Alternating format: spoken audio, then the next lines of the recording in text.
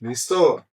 Bueno, ¿cómo estás? Ay, ¿Qué dice Daniel? doctor, Bien, ¿qué más? La doctorísima. ¿cómo está? ¿Qué, ¿Cómo qué? va? ¿Bien usted? ¿Cómo va la causa? Sí, Bien, ahí, por favor. Ahí le compramos un Por café. acá. eso está muy bien.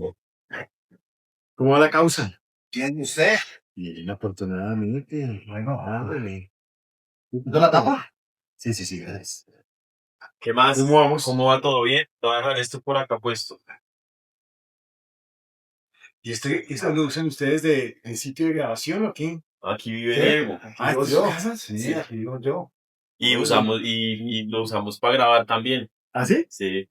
Bueno, pues está Bueno, doctor Restrepo, muchas gracias por este espacio. bien. Pero, Yo pensaba que cuando le dijeron que lo iba a entrevistar yo también, iba a decir, no, no, hombre, digo usted sabe que usted y yo no tenemos ningún inconveniente, pues, cada cual está en su En sus historia. cosas. Bueno, arranque usted, que usted es el que lo ¿Ya está? indicó. Ya está, eso es desde el comienzo. Bueno, la idea, toca convencerlo. Sí, sí. En serio. Eso sí está difícil. No, se puede. No, pero bueno, no hay problema, lo comencemos de segunda vuelta. Yo le dije. Me dijo, no, yo la verdad por usted, doctor Restrepo, no tengo sino mucha Yo admiración. usted sabe, Un yo sé por dónde van las garzas. un respeto absoluto.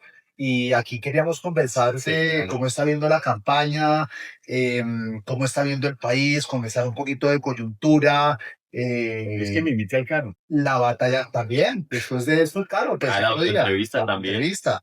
Pero bueno, arranquemos. Primera Autoentrevista. pregunta. Bueno, no, pues, y Antes de eso, ¿todo esto qué es? Entonces, Pucha. es que yo he venido trabajando en ese tema.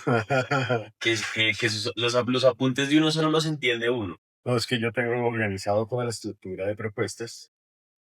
Entonces, cuando llegó la campaña, yo recibí primero lo que tenían escrito. Entonces dije, bueno, yo tengo un modelo distinto, o con detalles, que en donde lo que yo hago es que traigo unos temas, porque yo finalmente he trabajado estos temas todos, que se pueden incorporar en la campaña, y ya he venido estructurando también con el equipo peruano. ¿Contento? Sí, claro. ¿Nervioso? No, ¿por qué? No, pues, Feliz. pues, Esto hay que disfrutarlo. En la vida hay un libro que se llama Fish, que dice que cuando uno está en una actividad uno tiene que disfrutarla, tiene que pagar, además tiene que aprender de ella todo el tiempo. Para mí ha sido una experiencia súper grata, el tener contacto con la gente, el poder interactuar con muchas personas distintas del país, para mí siempre ha sido muy positivo. A mí me llena. ¿Cuál fue la primera impresión de la esposa, los hijos, la familia? Porque uno tiene que tener en cuenta la decisión de la opinión de la familia. Mire, lo más importante es que cuando yo llego a la campaña y cuando, digamos, se hace la propuesta formal por parte de Abelardo de la Espriella, él hace la reunión con su señora y le pide hacer una reunión con mi señora. Luego yo, algo que valoro incluso de esta campaña, además por convicción personal, es la importancia que él le da a la familia. Y mi percepción es la de una familia bonita, una familia que ha construido a lo largo de la vida, como la mía. De hecho, incluso tiene un hijo más. Claramente yo no voy a tener un hijo más, pero usted tiene tres, ¿no? O dos. tres, y él tiene Tres, cuatro. tiene cuatro. Cuatro creo que con 10 años menos. Una Entonces, chiquita. sí, muy chiquitas. La más grande de él es de la edad de mi más chiquita. Entonces, aquí hay una combinación de una característica que para mí ha sido importante en mi vida, que es la construcción de familia. Muy bien. Primer tema duro. Salió Ricardo Roa. Ujú. ¿Demorada la decisión? A mí me parece demorada la decisión y mala la decisión. ¿Mala por qué? ¿Por la salida o mala por Mala, todos? mala porque me parece que de todas maneras no es un buen mensaje no haber tomado la decisión de terminar el contrato. Es decir, lanzarlo de vacaciones a mí sí me genera una duda. Entiendo que había que lograr un acuerdo, seguramente entre todas las partes, y que se logre un acuerdo al final, y que por lo menos esto es un mejor mensaje de lo que venía sucediendo hasta este momento. Pero es importante que en el ejercicio de lo público se sea absolutamente consciente de que cuando existen riesgos grandes para una entidad como esta, riesgos en materia de gobierno corporativo, riesgos en materia de costo financiero, riesgos de cara a la supervisión y vigilancia que tiene una entidad como esta, es que está listada en la Bolsa de Nueva York. tomar una decisión de enviarlo de vacaciones, qué pena decirlo de esa manera, manteniéndole el cargo, en el fondo no es una decisión positiva, sobre todo porque pues pesan una serie de escándalos y de situaciones complejas que se van a seguir dando de aquí en adelante, porque apenas estamos en el preludio de la decisión de los órganos de control o judiciales. Entonces, así tú salgas de vacaciones de una compañía, tú sigues teniendo el control de la compañía. Y Es decir, representándola. seamos conscientes de nuestra propia vida. Cuando tú salías de vacaciones en una compañía en un cargo gerencial, tu equipo de trabajo está allí detrás. Entonces tú de alguna manera tienes una forma de control sobre la compañía. Y esto de ninguna manera significa que aquí se rompe con la presunción de inocencia, porque no se rompe con la presunción de inocencia. El punto es que la dimensión del problema estructural de Ecopetrol, de los errores que se han cometido en materia de gestión financiera, de gestión operativa, de gestión de gobierno corporativo, de gestión estratégica, de gestión reputacional, sí generan dudas sobre esa circunstancia. Entonces yo hubiese preferido la decisión definitiva. Usted que ha sido ministro de Finanzas de Colombia, conoce muy bien cuál es la importancia de Ecopetrol para la economía nacional. En el caso de que ustedes lleguen a la presidencia, ¿cuáles son las primeras medidas que van a tomar con esta compañía? Yo lo he venido pensando en detalle y la primera medida que hay que tomar es retomar el norte estratégico de la compañía. Voy a poner un ejemplo con una compañía de la vida real. Si tú produces pan, Bimbo, y tienes la compañía de Bimbo y tienes la junta directiva de Bimbo, lo que no puede suceder es que tú a Bimbo le digas que desde ahora no puedes producir más pan o que no vas a poder producir más innovación en pan, porque entonces le estás destruyendo la compañía. ¿A qué la vas a dedicar? Si tú a Ecopetrol le dices no puedes firmar nuevos contratos de exploración de gas y de petróleo, y después de eso, a continuación le dices, y tampoco puedes hacer exploración no convencional, o sea, fracking, en Colombia o en el exterior, le estás diciendo, la estás capando estratégicamente. Pero lo primero que tiene que hacer un gobierno que entra, y yo se lo he dicho a Abelardo, somos conscientes de eso y estamos de acuerdo, los dos primeros decretos de gobierno en este tema son, uno, se permite de nuevo la firma de nuevos contratos de exploración de gas y de petróleo. Y Inmediatamente. dos, se permite la exploración no convencional, pilotos y potenciar lo máximo que se pueda, exploración no convencional, fracking en Colombia o en el exterior. Ojalá retomar, si se pudiese lograr, dudo mucho que se pueda retomar, la negociación que ya se tenía montada con Oxy alrededor de la exploración no convencional en los Estados Unidos, que complementa la que ya tiene Ecopetrol, que le ha permitido a Ecopetrol garantizar utilidades, caja, reservas, producción, y que entre otras además es la única razón por la cual hoy a Ecopetrol le iría bien, por lo menos en un indicador, que es el de producción, que tampoco es que le dé maravillas, pero por lo menos le va mejor. Sin eso, la caída de la producción era brutal. Tercera, hay que entrarle de fondo a la gestión de riesgo operativo y gestión de riesgo financiero. Hoy, extraer el petróleo en Colombia es más costoso promedio que lo que se hacía antes. Hay que revisar de fondo qué es lo que está sucediendo ahí en el escenario operativo para mejorar esa capacidad productiva. Y hay que entrar a revisar también o retomar una de las características que hacía singular esta compañía, que se llama gobierno corporativo. Entonces, ¿cómo mejorar de nuevo el gobierno corporativo, garantizar ese gobierno corporativo y lograr de nuevo que el gobierno no intervenga nunca en la toma de decisiones internas, respetando en la instancia que para ese fin existe, que es la junta directiva? Y solucionar pues estos temas reputacionales, que se solucionarían con el tercer llamado, llamémoslo así como el tercer acto administrativo del gobierno entrante, y es citar de inmediato a la Asamblea. Pero esto como nunca antes se ha hecho en la historia del país, casi que es el 7 de agosto, se cita a la Asamblea, hay que dar un tiempo, porque eso supone unos tiempos, en la Asamblea se cambia la Junta Directiva y de inmediato, ese mismo día, horas después, se cambia el gerente de la entidad. Y toca empezar a hacer una revolución interna porque hay que revisar qué grado de politización existe por dentro porque lo existe, qué grado de destrucción de capacidad operativa existe. Luego tú tienes ya que tener un equipo técnico que vas a montar en la compañía. ¿Saber qué tan grande fue el daño durante Oye, durante el daño estos es años? grande. Es grande. Por eso hay que entrar con todo un equipo técnico a renovar. Usted tenía un componente de salud que me había comentado muy importante. Vi en estos días una entrevista que te hicieron, si no estoy mal, fue en Caracol. Me pareció fenomenal la explicación que diste de cómo recuperar el sistema de salud en 90 días. Me pareció brillante que saliste diciendo, necesitamos 10 billones de pesos hay que sacar de acá tanto, y me pareció una explicación muy clara, además como que la tenías clarísima. Lo primero, en el sistema de salud, y la he estudiado en detalle también. Es que se notó en la respuesta que diste, Lo porque salió estudié clara. para mi libro Al borde de la esperanza. Yo sé que es un problema central. Cuando a mí me preguntan, Diego y Amén, ¿cuál es el problema más importante que tiene Colombia hoy? Nunca digo que el tema económico. Porque un economista o alguien que tiene experiencia en el tema podría decir que es el tema económico. No lo digo. Yo digo que el problema más importante que tiene en Colombia es el problema de la salud, porque es una crisis humanitaria. Porque estamos hablando de nombres propios. No es Diego ni Armel, pero sí es Jason Pinzón y sí es Kevin Acosta. Un niño y un adolescente o joven que murieron porque no tuvieron acceso a un tratamiento médico o un medicamento. Ustedes me dirán, bueno, pero son dos casos particulares. Hay miles de personas en el último año que han muerto como resultado de no acceso a un medicamento. 90% de los colombianos hoy no tiene acceso a medicamentos completos. Y lo demuestra el propio gobierno nacional. En este caso, la Defensoría del Pueblo. Pero diciendo eso, si el problema es un problema humanitario, entonces abordemos el problema humanitario. La prioridad tiene que ser los seres humanos. Y particularmente que haya acceso a los medicamentos y simultáneamente que se enfrenten los desafíos de destrucción de servicios hospitalarios. Solo en el último año en Antioquia se han eliminado más de 30 servicios hospitalarios, para que vean la dimensión. Y esto está pasando en el Cauca, está pasando en Boyacá, en todos los departamentos del país. Entonces yo lo que he dicho es, hay que tener una aproximación de corto plazo. La tenía también Abelardo su plan de gobierno. Yo fui complementando con algunas ideas esa propuesta y una apuesta de largo plazo, o sea, estructural. Apuesta de corto plazo.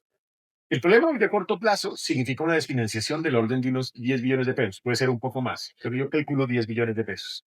Entonces hay que entrarle rápidamente a encontrar esos recursos y aplicarlos al sistema. ¿Dónde creo que pueden existir esos recursos? Yo he venido estudiando también este asunto. En primer lugar, se tomaron decisiones equivocadas en la recomposición de la UPC. Al recomponer la UPC, se le empezaron a dar recursos a proyectos o propuestas o acciones que iban yo digo que en contravía de lo que el sistema necesitaba para atender la salud o que no se requerían para ese propósito de atención en salud. Verbigracia, equipos básicos médicos. Eso se convirtió en una masa clientelar para hacer política a lo largo del territorio nacional. Eso le vale al país cerca de 4 billones de pesos. Ahí por lo menos vamos sumando. Segundo, hay que revisar los costos de eficiencia administrativa de las EPS, porque a las EPS hay que exigirles también. Hay EPS grandes cuyos costos son del orden administrativo de 7% de ingresos. Hay pequeñas cuyo costo administrativo son del 10%. Pongamos un tope, establezcamos el 100. Por ahí podría uno recuperar del orden de unos 3 billones de pesos. Hay que entrarle directo al ADRES, a ver qué recursos hay que se pueden arbitrar. Y los hay, porque dentro del ADRES hoy en día existe mucho de burocratización. No hablo de corrupción porque no lo sé, pero eventualmente podría existir también. Entonces ahí hay otros recursos también para dañar. Y hay unos recursos que están incorporados dentro del recurso del sistema que sean destinados supuestamente a hacer gastos de infraestructura hospitalaria, que en realidad ni se han contratado ni se han asignado. Y yo tengo serias dudas sobre llamémoslo, la destinación de esos recursos realmente para el sistema de salud. Y por ahí pueden ser más de 3 billones de pesos. Entonces, yo digo, ahí hay recursos. Agréguele otros que pueda arbitrar dentro del mismo sistema para rápidamente atender. Pero eso no soluciona el problema de la salud. Entonces eso soluciona el problema humanitario, para que no haya ninguna persona que no tenga acceso a un medicamento o un servicio hospitalario. Y esto tiene que venir acompañado, Ariel, ¿verdad? Tiene que venir acompañado con una exigencia a las CPS de, venga a ver, papá, ¿cuáles son las cirugías represadas que tiene en este momento? ¿Cuáles son los medicamentos que no ha entregado? ¿Cuáles son las tareas pendientes que tienen la atención en salud? Y esto hay que ir lista por lista con el superintendente de salud que nombremos. A ver, ¿dónde está, Diego, esto? ¿Qué EPS está cumpliendo? Revisión trimestral de la aplicación de la UPC, es decir, seguimiento permanente, gerencial con el sector. Y agregaría, para terminar, en lo estructural. Paso rápidamente, dignificar médicos y enfermeras. Hay que hacer, pagar las deudas hacia atrás. Ahí hay que hacer un mecanismo de pago a través de una forma en donde uno valide realmente el monto de la deuda. Para eso hay que sentar casi a todo el mundo, IPS, CPS, pacientes, etcétera. Hay que incorporar también un componente de bajasta, se me ha ocurrido a mí, para tratar de bajar el costo.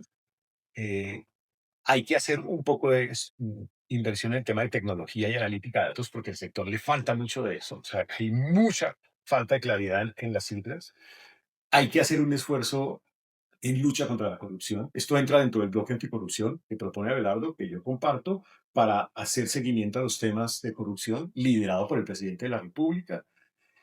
Y en general, esos son como algunos de los caminos. Tengo más, pero me parece que lo coyuntural y lo estructural es la solución del sistema nacional. Dice, hay una pregunta que yo me hago mucho con la propuesta de Abelardo y suya de recortar el 40% del Estado.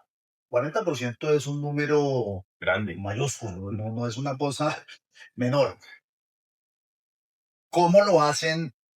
¿Cuál es como el cronograma de tiempo sobre el que van a hacer ese recorte? Si nos puede precisar un poquito ese recorte, ¿cómo va a ser? Lo que yo he dicho públicamente, y así está establecido en el plan, es de aquí al 2030 tiene que haber un recorte del Estado masivo. O sea, lo que nosotros tenemos que ser conscientes es que este tamaño del Estado no somos capaces de soportar. Ni nosotros, ni ningún otro gobierno. O sea, este no es un problema del gobierno de Abelardo Lasprilla, es un problema del gobierno de Colombia. Entre otras, además, porque es insoportable dado una serie de decisiones que se han venido tomando. El primer camino es la modificación de la Ley del Sistema General de Participación, o sea, es el acto legislativo en su reglamentación. Porque ese acto legislativo, particularmente con la reglamentación, lo que dice explícitamente es que usted le va a entregar competencias a los entes territoriales. Al entregarle competencias a los entes territoriales, usted en teoría disminuiría la capacidad del Estado para atender esas competencias, que ya no lo necesita. Luego tiene que hacer una disminución del tamaño del Estado central. Sí o sí, lo tenemos que hacer. Porque si nosotros regulamos el SGP, el acto legislativo, sin hacer modificación del tamaño del Estado central, pues es peor de los mundos. O sea, simplemente este país es inviable. Pero entiendo que esa modificación del SGP está quieta por ahora. Claro, porque hay una propuesta que es una propuesta inviable. Esa era la de Cristo. Exacto. No, el acto ya está. El acto Ese ya es el está, problema. claro, pero decían que necesitaban 12 meses, que si en 12 meses no se presenta, es un muere. No, porque nosotros tenemos que presentarlo. Al O sea, lo tiene que presentar el gobierno siguiente. Ah. Ya hay una propuesta de ley, un proyecto de ley, que toca ajustarlo. Porque si es en ese proyecto de ley, ahí sí, como dice Juan Camilo Restrepo, nos pusimos los zapatos y después las medias. Entonces ahí por lo menos hay una obligación para hacer. Pero segundo, usted también puede hacer un ejercicio de recoger lo que tiene servido sobre la mesa. Es que usted tiene por lo menos 70 billones en corrupción. O sea, hay una cantidad de gastos ineficientes. Y usted tiene también por lo menos 150 billones en exenciones, 100 billones en evasión fiscal. Es decir, hay que hacer también un esfuerzo de recoger lo que tiene servido sobre la mesa. Eso me da 310, coja el 30%. O sea, le da 100 billones de pesos. Luego usted tiene el capítulo de SGP, el capítulo de recoger lo que tiene servido sobre la mesa y un capítulo adicional de empezar a revisar entidad por entidad qué puede eliminar, qué puede subsumir, qué no va a necesitar, entre otras porque le entregó las competencias a los entes territoriales y profundizó la descentralización territorial. Y el primer ajuste urgente es retornar por lo menos a el superávit fiscal primario o equilibrio fiscal primario. Y eso también se logra si usted logra enviar una señal tranquila a los mercados internacionales. Luego esto tiene que venir acompañado de una estrategia de crecimiento, más el plan de ajuste fiscal, llevarlo a los Estados Unidos, tranquilizar mercados y de inmediato va a lograr una disminución de los costos de intereses de deuda pública. Ahí hay otra vía para empezar a reducir el gasto y empezar a, por lo menos, sortear el momento histórico. Ahí hemos hablado bastante de corrupción y vemos que pues los presidentes siempre llegan con el tema de la bandera de cero corrupción. ¿Cómo puede uno mitigar el tema de pronto hacer nombramientos de gente que es la que termina en últimas haciendo la corrupción, robándose la plata y termina la responsabilidad sobre el presidente? O sea, ¿cómo se puede mitigar eso un poquito? Nombrando bien. Nombrando bien. Y para nombrar bien significa nombrar con independencia. Uno de los elementos de esta campaña es garantizar independencia. O sea, es que no es un tema solamente de campaña política por mostrar algo, sino es de verdad genuinamente. El sentido es, si tú no tienes ninguna responsabilidad con ningún poder económico, porque lo financias directamente, y si tú no tienes una correlación con un partido político tradicional o logo de partido político tradicional, pues tú tienes una ligera mayor independencia de lo que podría tener alguno otro. Eso te permite nombrar gente no solamente idónea, sino íntegra para tomar decisiones en escenarios en donde será difícil tomar decisiones. Claro que esto hay que complementarlo con otras medidas. Primera, el bloque anticorrupción. Eso es el presidente liderando de la mano de las IAS, de los entes de control, de la UIAP y otros más, permanentemente casos. Algo similar lo estamos proponiendo para luchar contra ese otro cáncer que es la violencia sexual y psicológica contra las mujeres. Pero en el caso de corrupción es empezar a recibir información y actuar, actuar. O pedirle a los entes de control actúen, o a las, digamos, a la fiscalía o a los entes correspondientes que actúen. Y dos, algo que la gente pasa por alto, pero es muy importante. Yo lo propuse en la campaña y me parece que es una posibilidad importante y es hacer uso de la tecnología, tecnología distribuida, blockchain. De aquí al 2030, todos los procesos de contratación utilizando blockchain, donde tú tienes la contratación de principio a fin, sabes quién la propuso, a quién le interesa, a qué municipio le parece atractivo eso, qué alcalde está involucrado en esa contratación, quiénes van a ser los contratistas, cuándo contrataron, por qué monto, cómo se hizo el proceso de selección, de principio a fin, en una tecnología que nadie puede modificar. Incorruptible, que es en Y eso últimas, además, no me estoy inventando algo que Ya ya, está. que ya existe en el mundo. Lo hace Brasil muy exitosamente ya en varios de los estados. Lo hace Estonia, lo hacen muchos países a nivel internacional. Hay algo que yo le admiro mucho al presidente, al expresidente Duque, y es que cuando su gobierno comenzó, él trató de gobernar de la forma más independiente posible.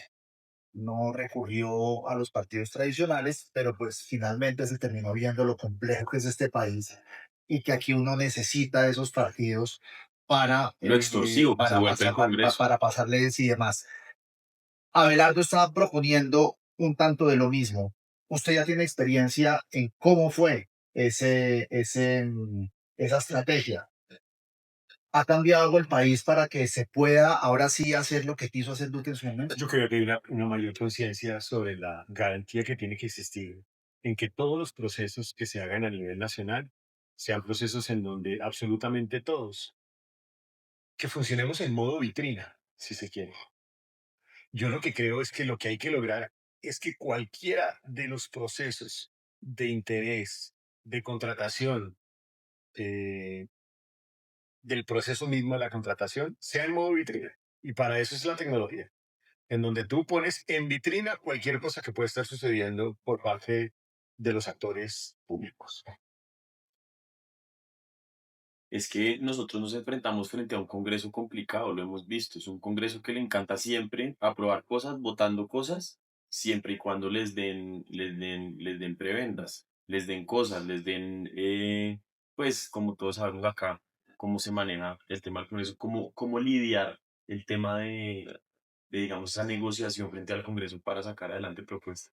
De nuevo, modo vitrina. Si tú en una plataforma blockchain tienes claro que hay un proceso de contratación de determinado proyecto de infraestructura, entonces la pregunta es, uno puede perfectamente poner de presente en la plataforma quiénes son los actores que tienen, digamos, interés en el tema. Interés en el tema puede ser un interés político. Entonces, Diego Santos, que es un representante de la Cámara por el departamento del Cauca, puede tener el interés de apoyar esta propuesta. Pero puede ser no solamente Diego Santos, sino también el senador Ariel. Y el senador Ariel y el representante aparecerán en la plataforma VITRE. Bueno, ahora mire, esto Lo es, ve mucho. no, esto es inusitado. Mi voto aquí para usted va a depender de lo O sea, siguiente. lo quiero De ver lo ahí en el... siguiente. No, de lo siguiente. ¿Usted hace buen huevo o no? ¿Cómo le va Huevitos, en la ¿Huevitos? cocina? en la cocina, ¿Pero hace huevitos, sí o no? regular son, sí. Bueno, vamos a ver qué tal. Espera, a ver, yo sí quiero ver a ver qué tal es. Un segundito. ¿Qué, me muevo o qué? No, Sí, espera un segundo, quite esto. Es que esto de la pobreza se administra. Bueno, pase ahí a la cocina. Pero venga, si vamos a pasar a la cocina, entonces toca ponerse de cocinero, hermano. ¿Quiere delatar o no? El huevito. El huevito, entonces. El huevito Ahí lo necesita tiene, primero ¿eh? prender el aparatico. No, tiene que dejar, ese sí tiene, déjelo ahí espichado, ese sí no, déjelo espichado en el on y Sí. déjelo ahí un ratico Y Listo. ahora ya coja y tiene que... Y tengo que escoger No, el de abajo. el de abajo. Y Listo. ahora le sube la temperatura. Yo No, sí, es que es demasiado tecnológico. yo sí me hubiera fregado con En ese, mi, con en ese mi casa fogón. no. Primero hay que echarle la pizquita de Aceite de oliva. aceite de oliva. ¿Usted es zurdo? Yo soy zurdo, pero Ah, vea para ciertas cosas, Las no para otras. contradicciones de la vida, vea. A veces tiene que esperar un poquito que se... No, pero pueda- ¿sabe qué? Yo sí soy zurdo en el sentido de que soy un economista con corazón. Ok. Yo me defino como un economista social de mercado, que cree en el valor del mercado, pero que cree también en el valor y el componente social. Todo el mundo, o de pronto mucha gente no lo sabe, pero yo no vengo de la ortodoxia, ni más faltaba, económica. Bueno, el huevito. Primero están usando huevo blanquito, chiquito. Lo mezcla primero para que queden debidamente revueltos. Aquí falta una cosita, Ariel. Sal. Sal y un poco de leche. Ajo de Leche, madre. leche tiene ahí en la nevera. ¿Por qué? Porque la leche permite que se esponje. Oye, y a propósito de la leche, polémicas las declaraciones del otro día de Abelardo, que los libertarios dijeron que regular el precio de la Los de leche la leche. era populista. ¿Usted Pero nos venga, puede venga. explicar un poquito de ese Sí. tema? No se trata de necesariamente regular el precio de la leche, se trata de garantizar unos ingresos mínimos. Estamos hablando de El último cabo. 540.000 familias del sector lácteo que viven de la producción de leche. Esas 540.000 familias del sector lácteo necesitan una garantía de ingreso mínimo. Aquí nadie se ha inventado nada de lo que ya existe. En Colombia ya existe el precio mínimo en el caso de la leche. Lo que hay que garantizar es que, pues eso naturalmente siga existiendo para que no se nos mueran 540.000 familias campesinas, lo cual no significa ayudarles a que sean más productivas, con capacitación, con créditos blandos, con la posibilidad también de asistencia tecnológica, con apoyo de acceso a mercados. Eso es muy importante también. Bueno, muy bien, hay que ver que esté calientico esto. Ese se demora un poquito. Sí. No, tiene que subirlo ahí, espichar otra vez ahí y subirlo a 9. Eso. Ahí está listo. Entonces, ya una vez Ya está. hecho esto, le echo un poco de sal, la salecita y pimienta. Pimienta ahí también en el mismo ¿En cajón. este? Pimienta es muy importante. ¿Hace porque cuánto no cocinaba un huevo el vice José Manuel? fin de semana con mis hijos. Yo hago los huevos en mi casa el fin de semana. ¿Qué edades tienen sus hijos? El mayor tiene, hoy tiene 20, pero va a cumplir 21 al final de, no, cumplió ya 21, mentiras. ¿Estamos en qué mes? ¿Abril? No, es Abril. ¿Y es, Ah, no, al final de A este, final de abril al cumple. final de abril cumple. ¿Y es nerdo como usted? Es el más pilo de la casa, sí, sí. ¿Él se fue por qué carrera? Ingeniería de sistemas más ingeniería industrial. Sí, tiene que ser pilo, Sí. claro. El otro es Alejo, que estudia ingeniería industrial. Él tiene una inteligencia social Pásame especial. ahí una espátula de ese. Él tiene 18. Altura es muy importante para no joder el Teflón o El el teflón, fondo sí, de la...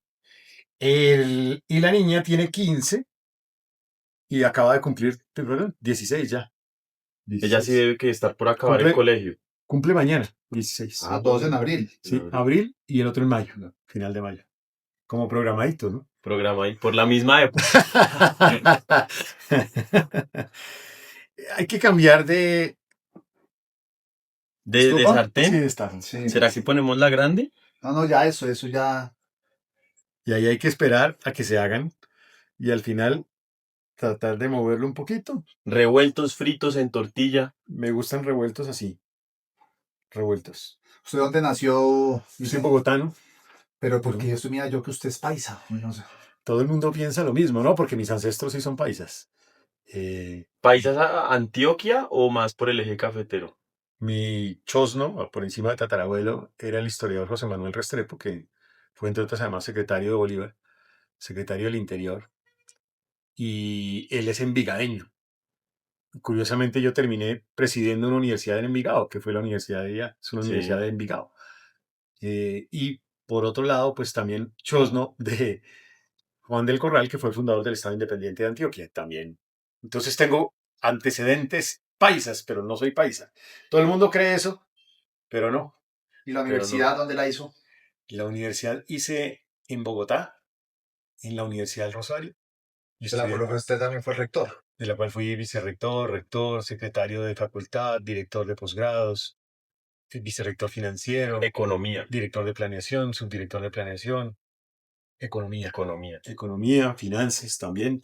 Mire, empieza a aparecer ya El huevo. el huevo. Oye, está quedando bueno. Esto los va a probar Santos. O sea, esto se los estoy preparando a Santos para conquistar su voto. Igual, si no, también lo recibimos en segunda vuelta. No hay problema. También estuviste en el CESA, tú fuiste rector del CESA. Yo fui rector del CESA también. El CESA es una escuela de negocios en Bogotá. Allí trabajé temas de emprendimiento. He tenido muchos alumnos. ¿Hay que le gustan secos o? A mí me gustan aguaditos así como... Entonces parémoslo ahí. Entonces terminamos aquí. Todo quedó limpio. Nada grave. Y coja ahí El plato. el plato. El platico.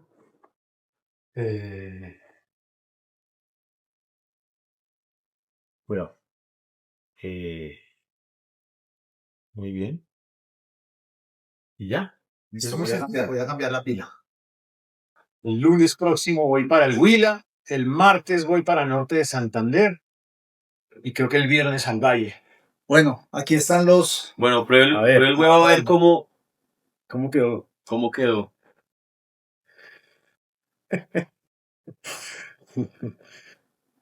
Muy rico. ¿Qué tal de Tiene buena sal? mano, tiene muy buena mano. Y la pimentica. Bien, bueno. Ya, por lo menos ya tiene mi voto en segunda. No sé, ya tiene mi voto en segunda. Eso es un gran Estaba logro. difícil. Eso es un gran logro porque a mí Créanme que me es un gran había logro. dicho que no. Que ni en segunda. No, Ahí que va a ni en votar en segunda. blanco. O sea, iba a votar por Ya. Iván Cepeda, guau. No. ¿Sí Yo va a haber le ballenas? decía que iba a votar en blanco, que en blanco era votar por Iván Cepeda. Oh, pensé que sí iba a haber ballenas. No. Eso es serio. Venga, mire, le tenemos aquí para sacar. Espérese un segundo. Aquí va a sacar dos preguntas. Sí. Hay unas preguntas vergajas, hay unas preguntas muy sencillas. Ya es su mano. Preguntas escritas por el señor Diego. Sí, vergadas. Preguntas. De 1 a 10, ¿qué tan incompetente fue Iván Duque? Hombre, a mí no me gusta nunca descalificar a las personas con las que yo trabajé. En la vida me enseñaron que la fidelidad es importante. Yo soy fiel a mi señora también. Y soy fiel a todas las personas con las cuales he trabajado y todos los jefes que he trabajado. Yo nunca llegué al gobierno del presidente Duque porque trabajé con Duque en la campaña ni porque le hice campaña. No lo conocía. Cuando recibí la llamada para la oferta del Ministerio de Comercio, Industria y Turismo, lo había visto solamente una vez en mi vida, en un programa de televisión de Noemí Sanín que se llama Polos Opuestos. Por lo tanto, yo lo único que tengo es gratitud y admiración con la gente con la cual he trabajado.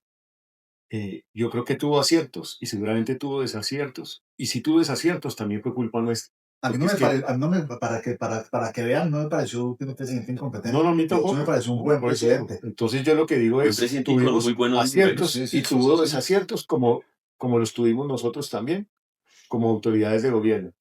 Pero al final, creo que fue un gobierno de gente que hizo la tarea que tenía que hacer, hizo el máximo esfuerzo por sacar adelante el país. Y particularmente desde lo que yo pude liderar, hice exactamente lo mismo. Luego Que yo además- tengo esa admiración por él. Que además le tocó bailar con la más fea, porque le tocó pandemia y un Petro opositor. Y el paro nacional. Y el paro Y nacional. la otra. Listo.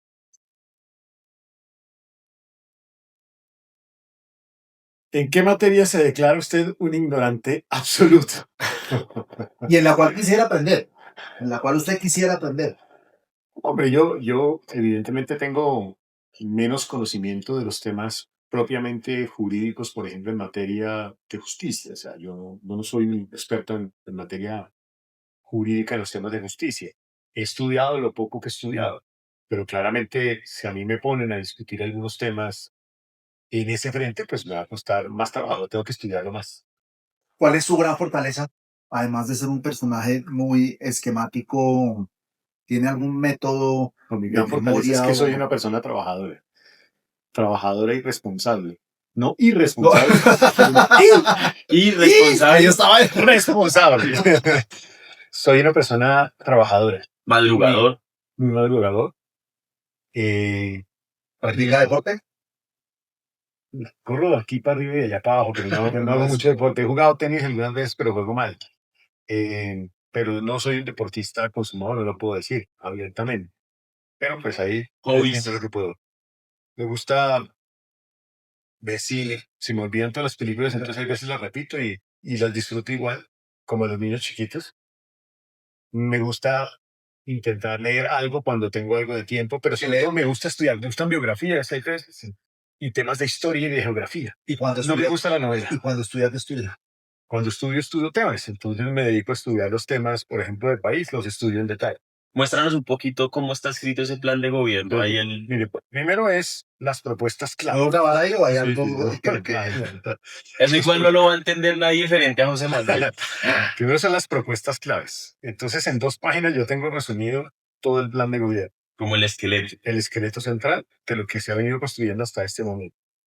Y después ya arranco a describir cuáles son como los temas centrales, Ya por lo que tema. llamamos la Colombia Milagro. Entonces, ¿cómo se describiría la Colombia Milagro? Que viene al principio.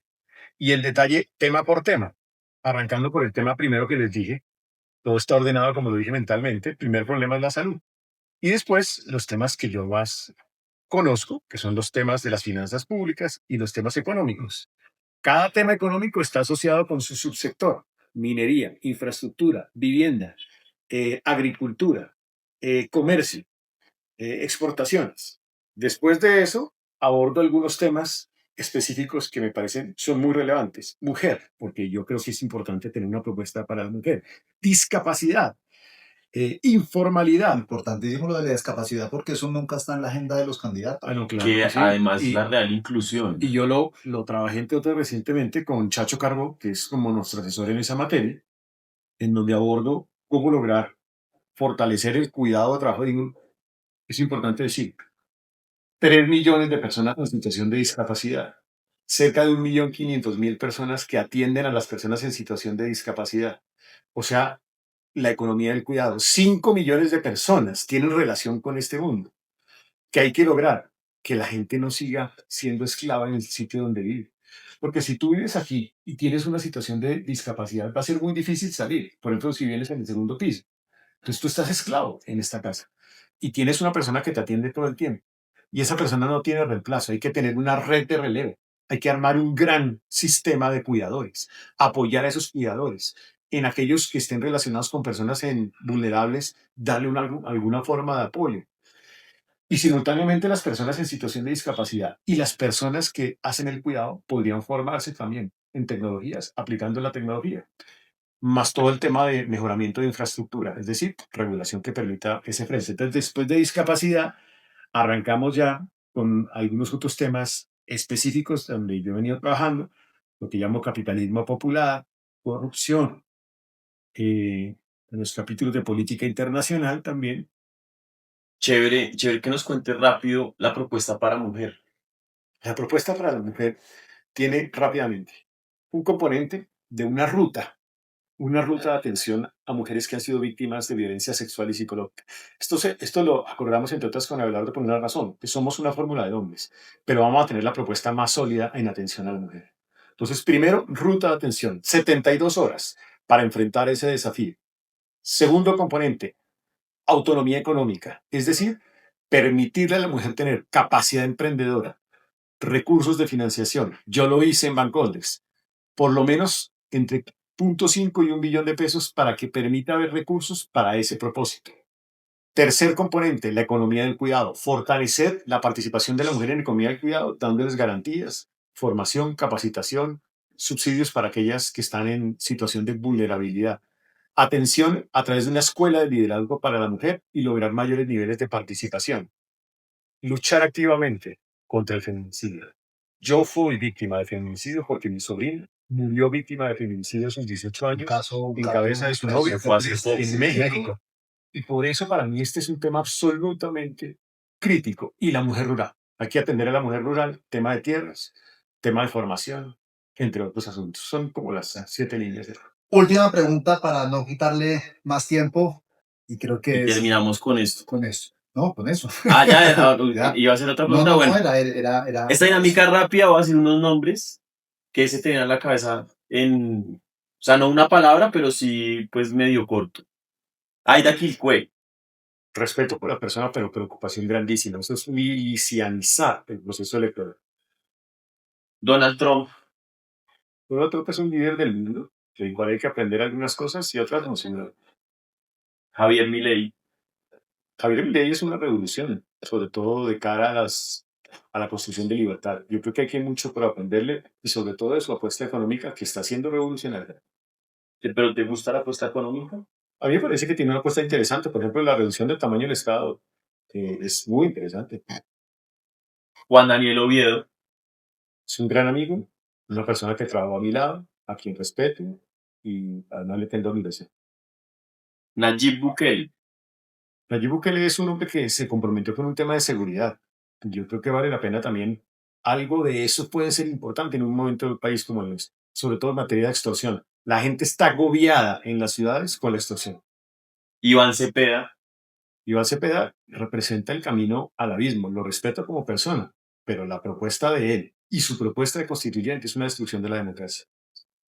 Álvaro Uribe Gran líder de este país. y por último, Abelardo Las Criollas. Bueno, es la fórmula presidencial con la cual estamos construyendo la Colombia Milagro y por eso lo que hay que decir que es un hombre carismático hasta el que más. Lo he visto recorriendo el país y me sorprende la capacidad de carisma que tiene. Es decir, cómo llega a muchos actores de la población de este país. Y eso lo he visto en muy pocas personas del liderazgo de esta nación. Bueno, ¿y qué decirle a las personas como Diego para convencerlos Ah, sí, sí. del voto? O sea, esa parte, pues, Porque no, no todo el mundo le va a poder cocinar huevo.